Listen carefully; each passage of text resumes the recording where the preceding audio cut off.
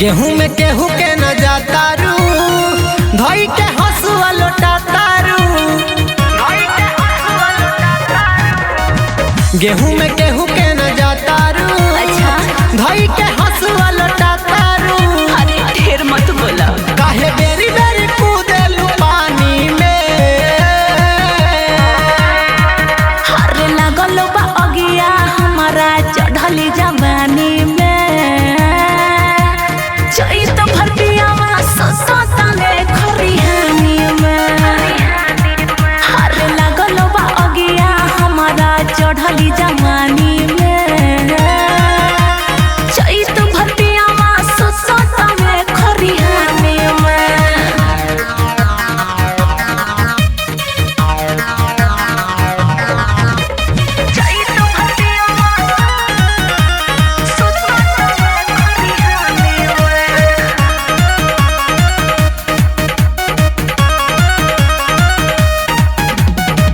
दिन प दिन तोहर दुखवा देखतानी की बढ़ता।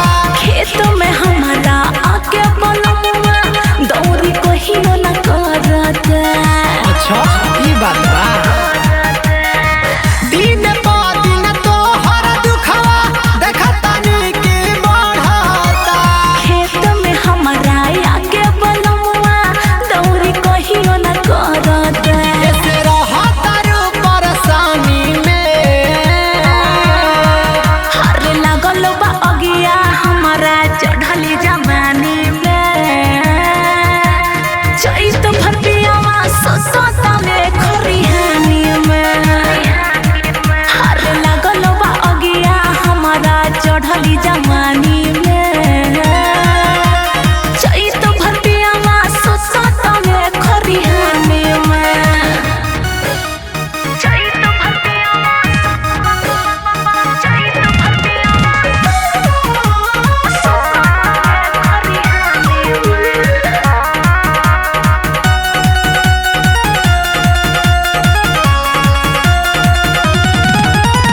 प्रकाश सानी रवि रजना कहियो रहता रे तोहर घर हो।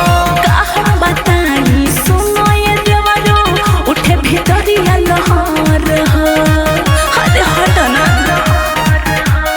प्रकाश सानी रवि रजना कहियो रहता रे तोहर घर हो। कहर बताई सुनो ये देवरो उठे भीतरिया लहर हो। सोनू माही के डालबू कहानी में। अरे लागल बा अगिया हमारा चढ़ली जवानी में।